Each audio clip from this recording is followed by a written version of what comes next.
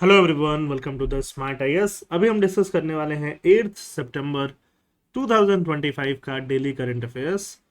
तो इसमें हम लोग आज डिस्कस करेंगे दो topic. First is new environment audit rule. Environment audit क्या होता है? जब भी कोई नया प्रोजेक्ट लगता है बहुत बड़ा, तो उससे इन्वायरमेंट को क्या लॉस होगा, उसका ऑडिट, उसका असेसमेंट को क्या बोलते हैं? इन्वायरमेंट ऑडिट बोल सकते हैं। जीएस पेपर 3 मेंस और प्रीलिम्स के लिए बहुत इंपॉर्टेंट है। Subject obviously environment. Second is India's strategic autonomy in A multipolar world. IR से रिलेटेड टॉपिक है, ये जीएस पेपर 2 में आपके काम आएगा। लास्ट क्लास में जो भी हमने क्वेश्चंस दिए थे उसके मॉडल आंसर्स और नए प्रैक्टिस क्वेश्चन आपको मिलेंगे। Whatever new words, whatever new key words, whatever vocabularies you are learning, you can mention them in the comment section. जितना मेंशन करोगे आपका रिटेंशन उतना बेटर होते जाएगा। तो starts with question number 1, new environment audit rules 2025। Environment audit rule क्या है? The article discusses the new environment audit rules which has approved the creation of a new independent class of environment auditors। तो इसकी खास बात यह है कि एक नए इन्वायरमेंट ऑडिटर्स बनेंगे, मतलब जो इन्वायरमेंट को ऑडिट करेंगे, इन्वायरमेंट का असेसमेंट करेंगे कि अगर कोई भी नया बड़ा प्रोजेक्ट आने वाला है तो उससे उसके आसपास का एनवायरनमेंट पे क्या असर पड़ेगा, उसके लिए ऑडिटर्स होंगे to supplement state pollution control board. हर स्टेट में पॉल्यूशन कंट्रोल बोर्ड होता है जिसको हम एसपीसीबी के नाम से जानते हैं, जो कि स्टैट्यूटरी बॉडी है। उसको सपोर्ट करने के लिए, सप्लीमेंट करने के लिए नए independent class of environmental auditors बनाए गए हैं। तो इन्वायरमेंटल इम्पैक्ट असेसमेंट कैसे होता है? जब भी कोई बड़ा प्रोजेक्ट होने वाला होता है, पहले वहाँ पे स्क्रीनिंग किया जाता है। स्क्रीनिंग करके देखा जाता है कि इस प्रोजेक्ट से क्या इम्पैक्ट पड़ने वाला है। स्कोपिंग किया जाता है। इन्वायरमेंटल रिस्क का सेकेंड स्टेप में असेसमेंट किया जाता है कि क्या क्या इन्वायरमेंटल रिस्क हो सकता है। फिर उसका मिटिगेशन किया जाता है, मतलब क्या क्या मेजर्स लिए जा सकते हैं कि जो इन्वायरमेंटल रिस्क है वो डैमेज होने से बच जाए या मिनिमाइज हो जाए। उसके बाद डिसीजन मेकिंग किया जाता है। मान लो कुछ पेड़ काटने पड़ रहे हैं, ठीक है, वो पेड़ जो है जो काटने पड़ रहे हैं वो आसपास कहीं और लगाया जा सकते हैं, ठीक है, तो उसको आप क्या बोलोगे? मिटिगेशन। और उसके बेसिस पर डिसीजन मेकिंग। मान लो उसके आसपास की इकोलॉजी इतनी डिस्टर्ब हो जा रही है जो कि बैलेंस नहीं हो पाएगी, तो शायद डिसीजन मेकिंग प्रोजेक्ट के फेवर में नहीं होगा। और फिर फाइनली क्या किया जाता है? मॉनिटर। तो ये पूरा है इन्वायरमेंटल इम्पैक्ट असेसमेंट। ये 5 प्रोसेस है। Step 1, step 2, step 3, step 4 and step 5। अगर इस साल आप मेंस दे रहे हो तो ये इन्वायरमेंटल इम्पैक्ट असेसमेंट आपको पूरा पूरा पता होना चाहिए। The environmental impact assessment you should know. The Environment Ministry has introduced the Environment Audit Rules, creating a new class of independent environment auditors. Their role will supplement a state pollution control board by conducting environment impact assessment. अब ये environment impact assessment को यहाँ पे किया जाएगा, environment का audit किया जाएगा। मतलब कोई भी प्रोजेक्ट जैसे देखो ये पॉल्यूशन वाला कोई प्रोजेक्ट है, इससे environment पे क्या असर पड़ने वाला है। इन्वायरमेंटल ऑडिटर्स कौन होंगे? नया newly created category of credit certified professionals होंगे और एजेंसीज होंगी। जो एजेंसी ऑथराइज्ड होंगी इंस्पेक्शन करने के लिए, वो इंस्पेक्शन करेंगी, वेरीफाई करेंगी। And audit industrial and infrastructure project. Industrial and infrastructure project का ऑडिट करेंगी for compliance with environmental laws and sustainability norms. Compliance के लिए इन्वायरमेंटल लॉज से और साथ साथ सस्टेनेबिलिटी नॉर्म से। What will be the aim? Act as verifiers under green credit rules, e-waste rule, plastic waste rule। Green credit rule के तहत, ई waste rule के तहत, प्लास्टिक वेस्ट रूल के तहत ये वेरीफायर्स के अंदर आएंगे। To bridge manpower and infrastructure deficit. Manpower को ब्रिज करेंगे, इंफ्रास्ट्रक्चर डेफिसिट को ब्रिज करेंगे, जो कि सेंट्रल और state pollution control board face करता है। सेंट्रल पॉल्यूशन कंट्रोल बोर्ड मतलब CPCB, state pollution control board मतलब एसपीसीबी। इसमें मैन पावर की भारी कमी देखी जाती है, तो ये इंडिपेंडेंट ऑडिटर्स एक तरह से उनको सप्लीमेंट करने का काम करेंगे। सेल्फ कॉम्प्लायंस बढ़ाएंगे, मतलब इंडस्ट्री खुद से रूल्स को, इन्वायरमेंटल रूल्स को कैसे इंप्लीमेंट कर सकते हैं उसको सेल्फ कॉम्प्लायंस एंड अकाउंटेबिलिटी बढ़ाएंगे। ट्रांसपेरेंसी इंश्योर करेंगे और इन्वायरमेंट के मॉनिटरिंग में क्रेडिबिलिटी इंश्योर करेंगे। यहाँ देखो बहुत अच्छा पिक्चर है कि आधा फॉरेस्ट बचा हुआ है और आधे को साफ करके यहाँ पे इंडस्ट्री लगा दी गई है। तो जब ये काम होता है तो इन्वायरमेंट वर्सेस डेवलपमेंट को बैलेंस करना बहुत एसेंशियल हो जाता है। उसके लिए ये इन्वायरमेंट ऑडिट रूल्स का बहुत ज़्यादा इंपॉर्टेंस रहता है। नया रूल का ज़रूरत क्यों था? एट प्रेजेंट कंप्लायंस जो है सीपीसीबी एसपीसीबी मॉनिटर करती है, बट उनके पास मैन पावर लिमिटेड है, इंफ्रास्ट्रक्चर लिमिटेड है, रिसोर्स लिमिटेड है। तो नया स्कीम जो होगा इस गैप्स को क्या करेगा? ब्रिज करेगा, पूरा करेगा। Main features of the rule, main feature क्या होंगे? Certification and registration, environment auditors must be certified and registered through the environment audit designated agency. Environment auditors जो होंगे वो सर्टिफाई किए जाएंगे एंड रजिस्टर्ड किए जाएंगे through environment audit registered designated agency. Environment audit designated agency जो होगी उनको क्या करेगी? रजिस्टर करेगी। Assignment of auditors, auditors are assigned randomly to avoid bias and conflict of interest. Bias को अवॉइड किया जाएगा, कन्फ्लिक्ट ऑफ इंटरेस्ट को अवॉइड किया जाएगा। रेस्पॉन्सिबिलिटी क्या होगा? Registers auditors will verify compliance, conduct sampling and analysis, sampling and analysis को conduct करेंगे, कॉम्पनसेशन कैलकुलेट करेंगे and ensure adherence to environmental laws. Environmental laws पे जो एडहेरेंस है उसको इंश्योर करेंगे। इन्वायरमेंटल लॉज पे क्या एडहेरेंस होगा? Green credit rule, waste management regulation and forest environmental legislation. इन सबको क्या करेंगे? एक तरह से वो एडहियर करने का काम करेंगे। Key stakeholder associated with the rule, कौन कौन स्टेक होल्डर होगा इस रूल के साथ? सर्टिफाइड इन्वायरमेंट ऑडिटर जो कि नए क्वालिफाई होंगे, qualified through recognition of prior learning और national certification exam. National certification exam होगा, नेशनल सर्टिफिकेटर एग्जाम और प्रायर लर्निंग जिसके थ्रू सर्टिफाइड इन्वायरमेंटल ऑडिटर लिए जाएंगे। Registered environmental auditor, certified professionals officially license to perform audit. ये professional क्या होंगे? Audits को परफॉर्म कर सकते हैं। Environment audit designated agency EADA, responsible for certification, registration, oversight, training and maintenance and online registry. ये EADA जो होगा, है ना। अब देखो ध्यान से सुनो कि अगर किसी जगह एक नई इंडस्ट्री लगानी हुई, तो नई इंडस्ट्री किसी भी स्टेट में लगानी हुई, उसको परमिशन देने का काम, परमिशन देने का काम जो है ना, इन्वायरमेंटल क्लियरेंस देने का काम जो है वो SPCB का होता है, state pollution control board. But state pollution control board के पास क्या है? स्टाफ्स की कमी है, टेक्निक्स की कमी है, डेफिशिएंसी है उसके पास, बेसिकली डेफिशिएंसी है। इस डेफिशिएंसी को पूरा करने के लिए सर्टिफाइड इन्वायरमेंट ऑडिटर जो है वो आएंगे और ये सर्टिफाइड इन्वायरमेंट ऑडिटर है ना ऑडिट का काम करेंगे। लेकिन ये सर्टिफाइड इन्वायरमेंट ऑडिटर को सर्टिफाई करने का काम कौन करेगा? ये एक एजेंसी करेगी गवर्नमेंट की जिसका नाम है environment audit designated agency. CPCB, SBCB and regional officers continue inspection and assist in enforcing the rules. CPCB क्या है? Constituted in September 1974 under the Water Prevention and Control of Pollution Act 1974. Power also function under the Air Prevention and Control of Pollution Act 1981. CPCB के 50 years हो चुके हैं।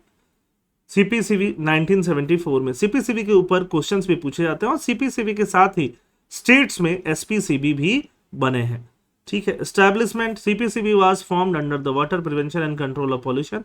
Further it was under the इसके air pollution को control करने का भी role CPCB को ही मिला हुआ है। To promote cleanliness of water bodies, improve quality of air, control and abatement of water pollution, advise central government और matter concerning control of water and air pollution, provide technical assistance guidance to state pollution control boards. State pollution control board क्या करेगी? Formation, statutory authority constituted under section 4 of the water act and the air act 1981 by respective state government. Composition क्या है? Members nominated by state government, state government द्वारा nominated member इसके composition में होंगे। SPCB का mandate क्या होगा? Supplement CPCB इन implementing environmental laws. ये SPCB सेंट्रल पॉल्यूशन को कंट्रोल बोर्ड को SPCB क्या करेगी? एक तरह से कॉम्प्लीमेंट करेगी। कैपेसिटी डेफिसिट है SPCB के पास, शॉर्टेज ऑफ एक्सपर्ट्स हैं, टेक्निकल एक्सपर्ट्स की कमी है, पुअर कोऑर्डिनेशन है, weak integration across sector and agencies है। What is the expected outcome? Stronger compliance, independent audits होंगे तो कंप्लायंस और बेटर होगा। Enhance capacity, expand trained professionals, enabling regulators to focus on high risk enforcement and policy making. Enforcement जो है policy making और better होगा, transparency और accountability बढ़ेगी। रैंडम ऑडिटर, ऑडिटर का जो असाइनमेंट होगा वो रैंडम होगा। रैंडम होगा मतलब ऐसा नहीं कि किसी फिक्स रूल से होगा, अचानक से कोई भी ऑडिटर का अपॉइंटमेंट हो जाएगा कि जो कंपनी होगी वो ऑडिटर को पहले से ल्योर करके ब्राइब देके नहीं रख पाए, जिससे कि ट्रस्ट का प्रमोशन होगा। डेटा ड्रिवन गवर्नेंस होगा। ऑडिट रिपोर्ट रिकॉर्ड्स जो होंगे डिजिटाइज्ड होंगे। Proactive risk management, early detection of non compliance allows timely corrective action and prevent environmental harm. Environmental harm को क्या किया जाएगा? Prevent. What is the conclusion? Despite stronger top level monitoring, violations are often most severe at the district, block and panchayat level. Violation सबसे ज्यादा कहाँ देखने के लिए मिलता है? डिस्ट्रिक्ट लेवल पे, ब्लॉक लेवल पे एंड पंचायत लेवल पे। The environmental audit rule modernize compliance monitoring, introduce private expertise, and prepare India for future climate-related obligation. However, strengthening local level enforcement remains essential for holistic and effective environmental governance. Local level पे enforcement बहुत ज़्यादा ज़रूरी हो जाएगा। अब बात करते हैं, देखो इंडिया स्ट्रेटेजिक ऑटोनॉमी, ये आईआर के ऊपर टॉपिक है। आईआर के ऊपर तो आर्टिकल आते ही रहते हैं। ये आर्टिकल क्यों अच्छा है या हम लोग इसको ले रहे हैं या इम्पोर्टेंट है, इसको डॉक्टर शशि थरूर ने लिखा है। तो डॉक्टर शशि थरूर आईआर के one of the most important expert माने जाते हैं इंडिया में, अलॉन्ग विथ हमारे minister of external affairs doctor S Jaishankar. तो ये हम इसको समझते हैं, इंडिया स्ट्रेटेजिक ऑटोनॉमी इन ए मल्टीपोलर वर्ल्ड। पहले हम समझ जाते हैं कि मल्टीपोलर वर्ल्ड क्या है। मल्टीपोलर नाम से ही क्लियर है, पोल, पोलर मतलब पोल, नंबर ऑफ पोल्स ज्यादा है। मल्टीपोलर मतलब मल्टीपल पोल्स है। पोल्स मतलब पावर सेंटर, तो बहुत सारे पावर सेंटर हैं। और यूएस है as a power centre, Russia है as a power centre, China है as a power centre, India हम खुद भी हैं as a power centre, European Union है एज अ पावर सेंटर। तो इंडिया का स्ट्रैटेजिक ऑटोनॉमी, ऑटोनॉमी से आप समझते हो कि ऑटोनोमस होना, स्ट्रैटेजिकली मतलब हम जिसके साथ चाहें उसके साथ इंगेज होना, है ना। ऑस्ट्रेलिया, यूएस और ट्रम्प साहब हम पे दबाव डाल रहे हैं कि रशिया से हम तेल खरीदना कम करें, बट हम ये बोल रहे हैं कि हमें किससे क्या खरीदना है, दैट इज आवर ऑटोनॉमी। तो इसके बारे में और बाकी बहुत सारे चीज़ों के बारे में यहाँ डिस्कशन होगा। हो सकता है कि मेंस में डायरेक्टली इससे रिलेटेड टॉपिक आपको देखने के लिए मिले। The editorial discusses India pursuit of strategic autonomy in a multipolar world, balancing relation with the US, China and Russia while safeguarding national interest. It highlights opportunities, challenges, and the need for resilience, adaptability, and independent decision making in foreign policy. Foreign policy में decision making क्या होना चाहिए? Independent होना चाहिए। Context: Strategic autonomy has become central to India's foreign policy. Strategic autonomy जो है वो India की फॉरेन पॉलिसी का सेंट्रल पॉइंट है, पिवट पॉइंट है। India is navigating a multipolar world, India एक मल्टीपोलर वर्ल्ड को नेविगेट कर रहा है ना, with competing power. Competing power है इंडिया के पास, यूएस है, चाइना है, रशिया है, सबके साथ इंडिया कंपीट कर रहा है। Once confined to academic debate, the term has now moved into mainstream of India's foreign policy discourse. पहले हम स्ट्रेटेजिक ऑटोनॉमी की सिर्फ बात एकेडमिक डिबेट में करते थे, लिखने में, न्यूज़पेपर में आता था, है ना, कॉलेजेस में पढ़ाया जाता था, बट अब ये मेन स्ट्रीम में दिखाई दे रहा है। सीधे सीधे कंट्री का डिटर्मिनेशन दिखा रहा है to retain agency in a, agency का मतलब क्या होता है? What is agency? एजेंसी का मतलब self decision making, retain agency in a volatile multipolar world, loyalty to us, pursuit of strategic autonomy, है ना। तो लॉयल्टी टू अस मतलब लॉयल्टी टू यूएस। अब हमें यूएस की तरफ लॉयल्टी दिखाना है कि स्ट्रेटेजिक ऑटोनॉमी को ही परस्यू करना है कि हमें कोई दबा नहीं पाए, जो हम चाहें वो कर पाए। तो स्ट्रेटेजिक ऑटोनॉमी क्या है? किसी नेशन का ability to pursue independent foreign and security policy, making sovereign decision without being bound by external pressure, alliance और blocks. This is very important definition, directly आप मेंस में इसको मेंशन करो। मिनिस्ट्री ऑफ एक्सटर्नल अफेयर्स क्या बोलता है? It is about maximising national interest. हम अपने नेशनल इंटरेस्ट को मैक्सिमाइज कर पाएंगे डाइवर्सिफाइड एंगेजमेंट के थ्रू, नॉट न्यूट्रलिटी। न्यूट्रल नहीं है हम, आइसोलेशन में नहीं है, बट फ्लेक्सिबल हैं और रेजिलिएंट हैं। तो these are very very important keywords जो आपको पता होने चाहिए, जो आप एग्जाम में लिखोगे। आईआर के लिए अगर आप इस साल मेंस दे रहे हो तो दीज टू कीवर्ड्स या key statements are very very important. अब इससे रिलेटेड स्ट्रेटेजिक ऑटोनॉमी से रिलेटेड कोर्स क्या है? डॉक्टर जयशंकर क्या बोलते हैं? Multi alignment. अब स्ट्रेटेजिक ऑटोनॉमी, ऑटोनॉमी का मतलब क्या है कि हम जिससे चाहें उससे अलाइनमेंट बनाएंगे, that is multi alignment. Multi alignment is the call of the day. Strategic autonomy in today's multipolar world means engaging America, Russia, China, Europe and others each on its own merit। सबको engage रखना, सबको अपने अपने merit पे engage रखना। मनमोहन सिंह क्या बोलते थे? Strategic autonomy come in isolation, नहीं है कि हम आइसोलेशन में रहेंगे। It means engaging all major powers on equal terms, equal terms में हम सारे मेजर पावर के साथ एंगेज रहेंगे। स्ट्रेटजिक ऑटोनॉमी कैसे इवॉल्व हो रही है, इंडिया जब आज़ाद हुआ था 1947 में, उसके बाद वर्ल्ड जो था यूएस और यूएसएसआर, कैपिटलिस्ट और कम्युनिस्ट दो ब्लॉक में घिरा हुआ था। हमने बोला कि हम किसी की तरफ अलाइंड नहीं होंगे, हम नॉन अलाइंड रहेंगे। तो हमने नॉन अलाइनमेंट रहने का एक फॉरेन पॉलिसी अपनाया। बहुत सारे कंट्रीज ने इसको फॉलो किया, बहुत सारे कंट्रीज ने फॉलो किया, वो एक मूवमेंट बन गया, नॉन अलाइंड मूवमेंट। तो नॉन अलाइंड मूवमेंट 1950 से 17 तक हमने बहुत अच्छे से इसको फॉलो किया।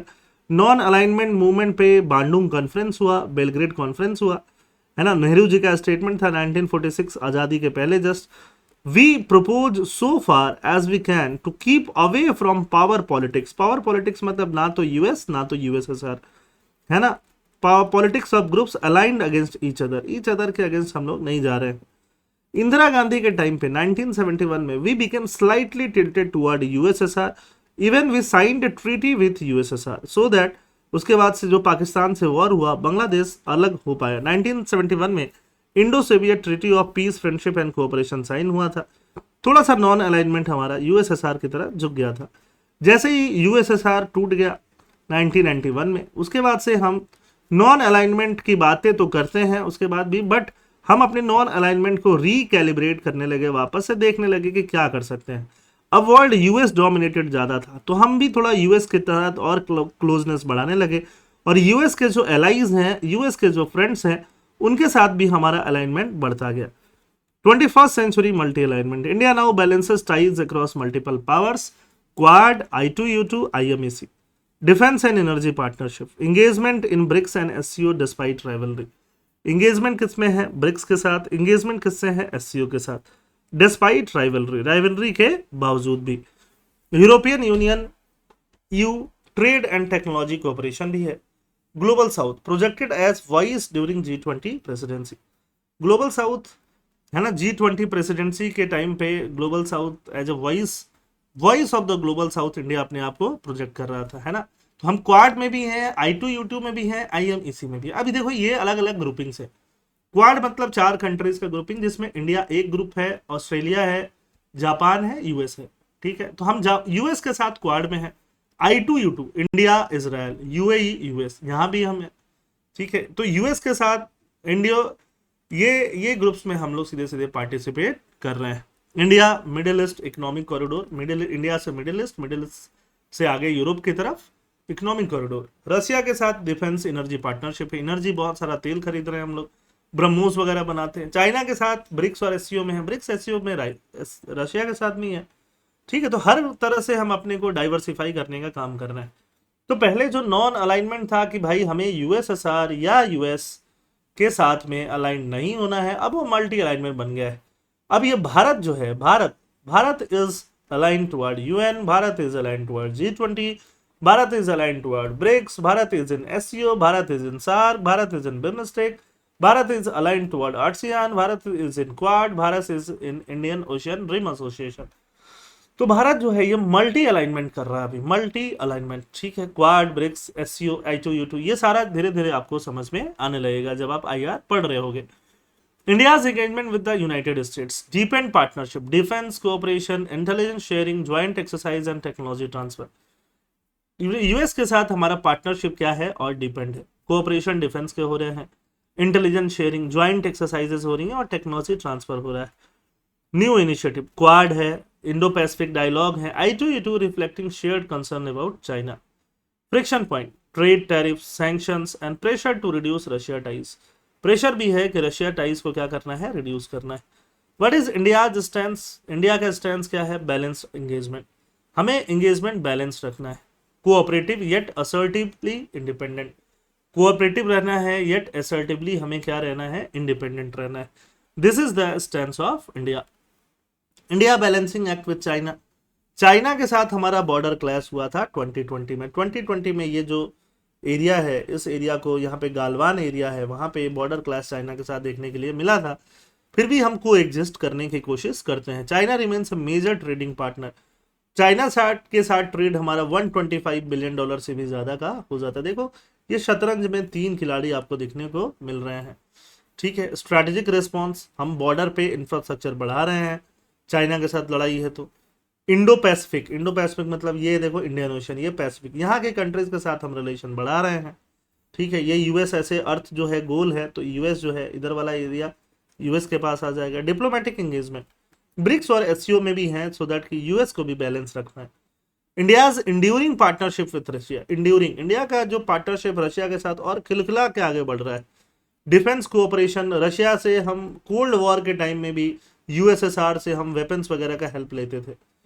यूक्रेन के कॉन्फ्लिक्ट में भी हम ऑयल इंपोर्ट करते हैं। Autonomous approach, diversification of defence import without abandoning Russia, Russia को छोड़े बिना भी हम लोगों ने अपना जो डिफेंस इंपोर्ट है उसको डाइवर्सिफाई किया। राफेल वगैरह हम लोग लेना स्टार्ट किए फ्रांस से। Core principle, refusal to choose sides in binary power contest, India ने बाइनरी पावर कंटेस्ट जहां भी हुआ है वहां साइड लेने में सीधे सीधे हमने मना किया है। रशिया ने भी इंडिया का ही साइड मोस्टली लिया है। India is the voice of global south, India जो है ग्लोबल साउथ का वॉइस बन के निकला।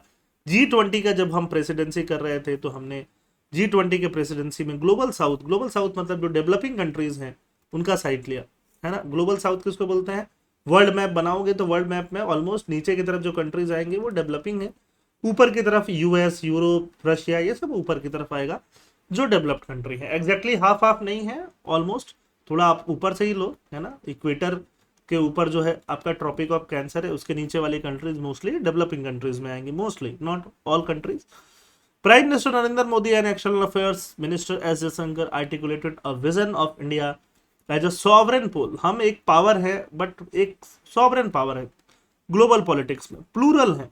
प्लूरल मतलब किसी एक कंट्री का व्यू नहीं है, प्रैग्मेटिक है एंड अनअपोलोजेटिकली इंडिपेंडेंट है।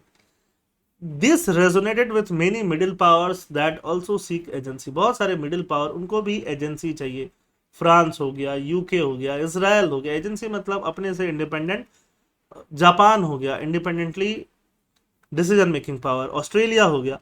इन this sense India's strategic autonomy has normative as well as practical significance, हमारा नॉर्मेटिव सिग्निफिकेंस भी है, प्रैक्टिकल सिग्निफिकेंस भी है। It embodies an alternative path for a state unwilling to be trapped in a great power rivalries. हम great power rivalries में trap नहीं होना चाहते हैं। Constraints on strategic autonomy. Strategic autonomy जो हम परस्यू कर रहे हैं, उस strategic autonomy में जो रुकावटें हैं, let's talk about those रुकावटें। रुकावटें को हम क्या बोल सकते हैं? Constraint बोल सकते हैं। पहला रुकावट है इकोनॉमिक वल्नरेबिलिटी, हम इकोनॉमिकली वल्नरेबल हैं। एनर्जी हमें बहुत चाहिए और एनर्जी पे हम डिपेंडेंट हैं। ट्रेड का इम्बैलेंस, हमें बहुत सारा इंपोर्ट भी करना पड़ता है चाइना वगैरह से। एक्सटर्नल शॉक्स भी हमारी फ्लेक्सिबिलिटी को रेस्ट्रिक्ट कर देते हैं। Political polarisation, domestic division can weaken consensus, है ना, हिंदू मुस्लिम का जो पोलराइजेशन इंडिया के अंदर होता है। Institutional constraints, limited defence industrial base, bureaucratic inertia and capacity gaps reduce independent action, हमारा जो डिफेंस इंडस्ट्रियल बेस कम है, ब्यूरोक्रेटिक इनर्शिया है, खुद की कैपेसिटी कम है, जिससे हम इंडिपेंडेंट एक्शन नहीं ले पाते हैं। Redefinitions of strategic autonomy in the globalised age, अभी ग्लोबलाइज्ड एज में हम ट्रेडिशनल डिफेंस से ऊपर जा रहे हैं, डिजिटल सॉवरेनिटी की बातें कर रहे हैं, साइबर सिक्योरिटी, एआई गवर्नेंस की बातें कर रहे हैं, सप्लाई चेन में रेजिलियंस लेके आ रहे हैं, टेक्नोलॉजी में सेल्फ रिलायंस हो रहे हैं। ये क्या है? स्ट्रेटेजिक ऑटोनॉमी है, रीडेफिनेशन। ये जो आप रीडेफिनेशन की बात कर रहे हैं ना, directly these points are going to be very helpful and very important in your mains examination अगर strategic autonomy के ऊपर डायरेक्टली क्वेश्चन आता है। वे फॉरवर्ड क्या है? Standing tall in the turbulent world, strategic autonomy for India is neither a slogan nor a wastage of non alignment. Strategic autonomy slogan भी नहीं है, neither a slogan nor a wastage, कोई wastage भी नहीं है non alignment का। It is an art of navigating a turbulent world without losing one's bearings, turbulent world में navigate कैसे करना है, चलना कैसे है। In practice it means engaging with the US without becoming a junior partner, junior partner बन के नहीं रहना है यूएस का। ट्रंप साहब जो दबाव डाल रहे हैं वो चाह रहे हैं कि हम जूनियर पार्टनर बन जाए, ठीक है। It requires both diplomatic skill and domestic strength, economic, technological and institutional. What is the conclusion? As the global order shift, India must continue strictly to walk the tightrope, India को straightly walk करना होगा tight रोप पे। Tight रोप tight है ना, इधर इधर गिर सकते हैं हम लोग। यूएस के साथ इंगेज भी करना है। यूएस को एक सन बोला जाता है, यूएस इज अ सन, है ना। यूएस से आप दूर जाओगे अंधेरे में रहोगे, पास जाओगे जल जाओगे। तो यूएस से भी डिस्टेंस बराबर मेंटेन करना है हमें, है ना। चाइना को डिटर करना है, वॉर नहीं प्रोवोक करना है, बट उसको डिटर करना है, रोकना है। रशिया के साथ पार्टनर करना है, बट आइसोलेशन में नहीं जाना।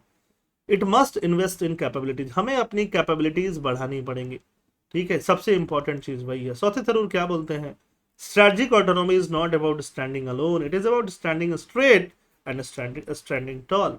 तो this is one of the most important, है ना, कोट्स ऑन स्ट्रेटजिक ऑटोनॉमी। जो ऊपर 3-4 कोट थे, ये सारे कोट आपको पता होने चाहिए। अगर आप PSIR के स्टूडेंट हो, डायरेक्टली ये कोट आप मेंशन करोगे। Model answer, despite being the world largest producer, India continues to import pulses. Pulses के ऊपर जो कल मैंने क्वेश्चन दिया था लास्ट DCA में, वो यहां से डायरेक्टली आप मेंशन कर सकते हो इसका आंसर, ठीक है। This is the question.